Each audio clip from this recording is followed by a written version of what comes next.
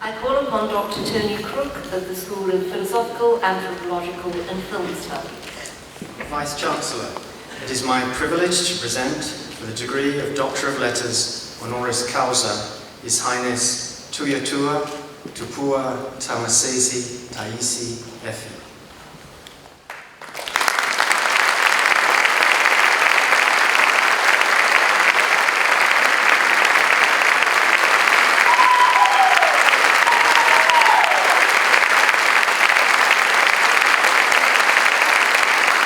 Afioga, Tupua, Tamasese, Taisi, Efi was born into the highest reaches of Samoan cultural knowledge and customary status. He was fortunate to be born into a family who recognized that such privileges carried heavy responsibilities to cultural custodianship and duties to political leadership. Tuiatua's grandfather challenged colonialism's grip on Samoa, and his father was amongst those guiding the country to independence in 1962, and he shared the duty of being Samoa's first head of state. Alongside these genealogical connections to some of the most paramount and royal families in Samoa, Tuiatua's family are also connected to Sweden, the United States, and Scotland. When Robert Louis Stevenson settled down in Samoa in 1890, he became great friends with Tuiatua's great-grandparents. Tuiatua's great-grandmother spoke with a Scots brogue, acquired through her teenage schooling here. His great-grandfather sold Stevenson the hilltop Vailima estate, reportedly for a stiff price, where the Scottish writer, known locally as Tusitala, the teller of tales, built a house, lived well, and is now buried. Tuiatua's many customary titles carry the achievements of his forebears, yet he has honoured, added to, and grown these names and knowledges through a life devoted to political service and through his outstanding achievements and contributions to cultural custodianship and to academic scholarship, which we are honouring today. From 1976 to 1982, Tuiatua served 2 terms as Prime Minister, and from 2007 to 2017, he served 2 terms as Head of State. Disturbed by the growing forces of globalization and the waning relevance of Samoan customary knowledge and language in the 1970s, Tuiatua was encouraged by his wife, Her Highness Masiofo Filifilia Imo Tamasese, to do something about it by writing a book in the Samoan language.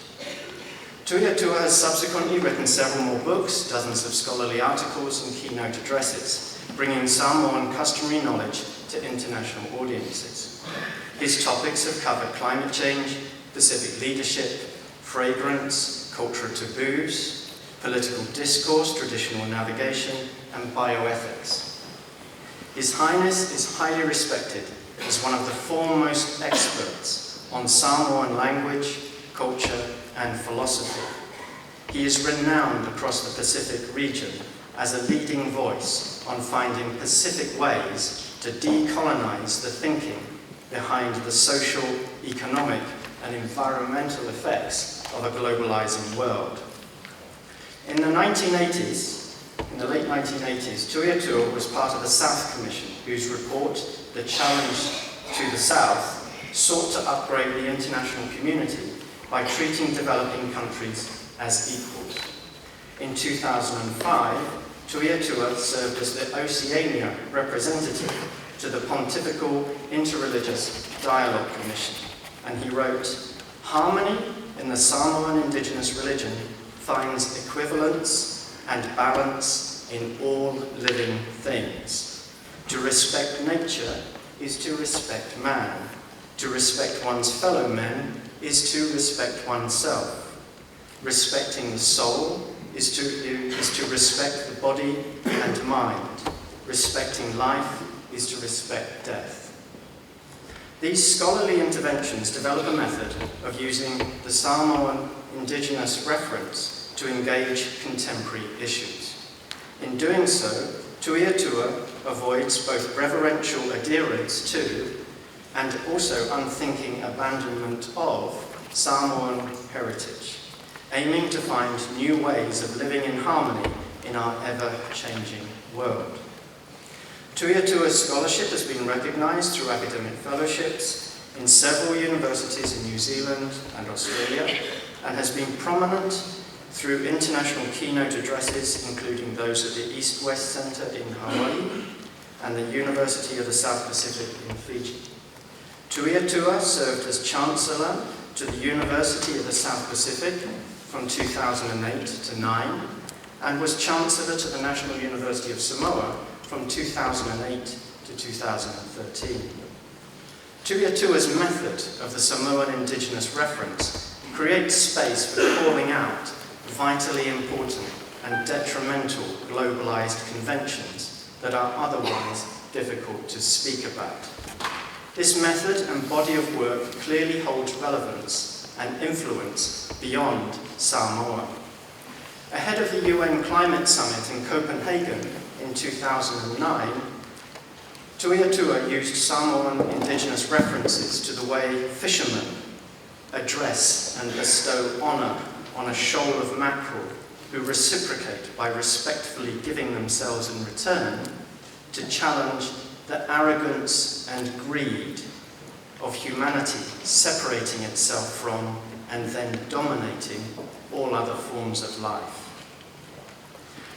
When Samoa hosted the UN Conference of Small Island Developing States in 2014, Tui Atua took the UN Secretary General aboard the Hokulea, a majestic double-hulled voyaging canoe of the kind Pacific Islanders had used to explore and settle every island across a third of the Earth's surface by the time the University of St Andrews was founded 600 years ago.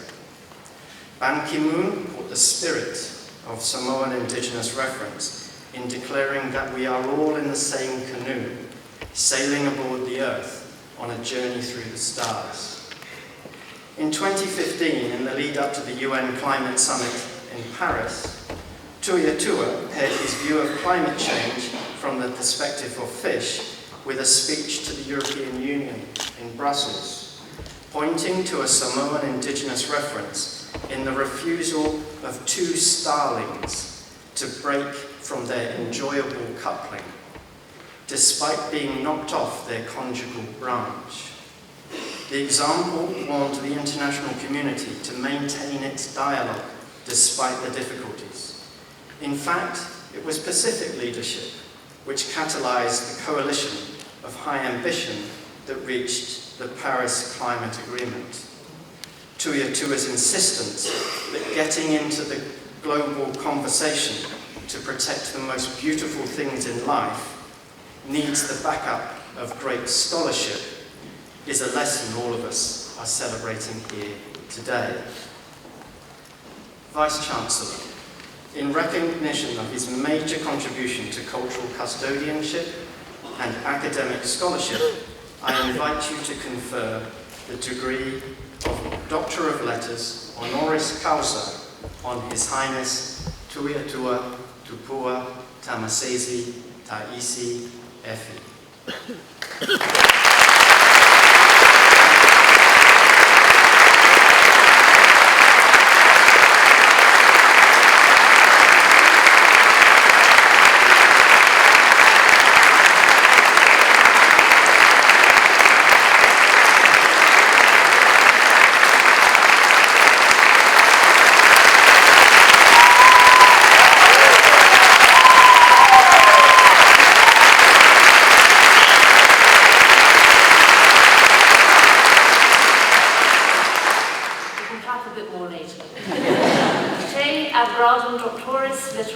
Honoris causa promoted, cuius rei in symbolum subvete hoc meritum imperfect.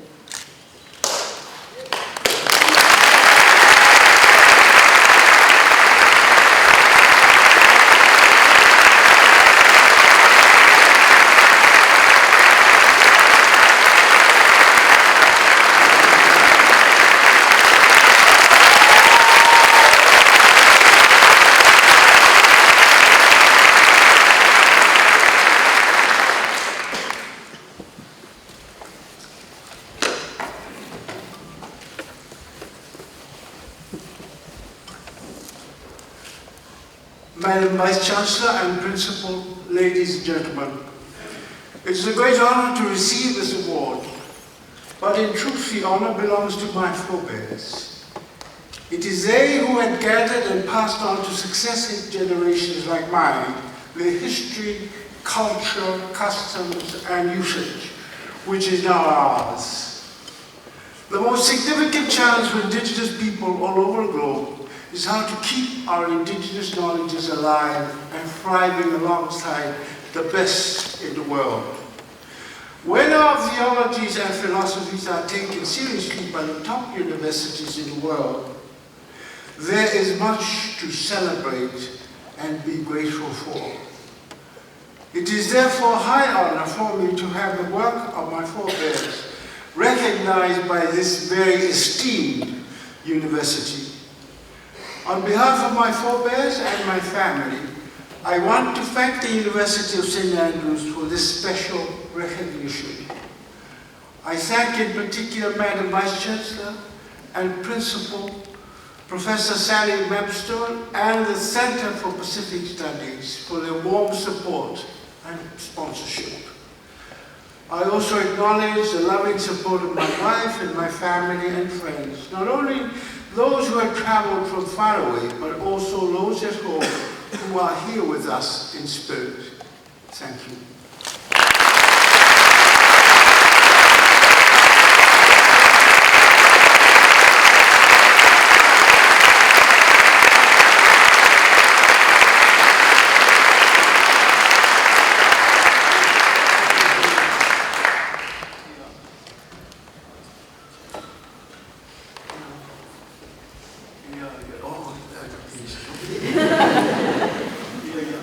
Before I head off, please, I want to thank the choir very much. You touched my heart.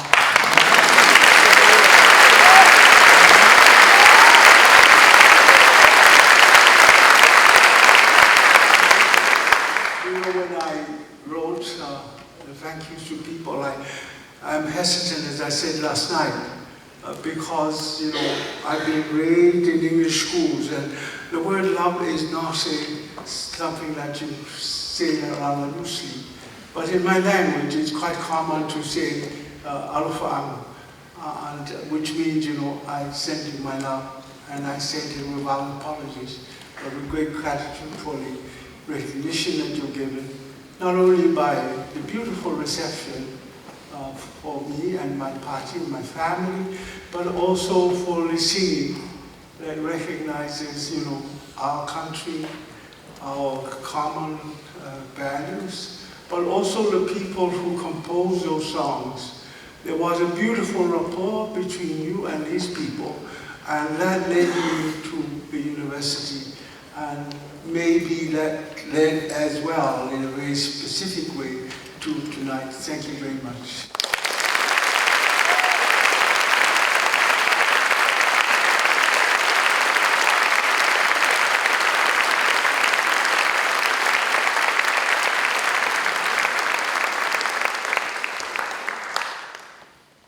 Your Highness, we all share the profound sense of honour in being with you and your family today.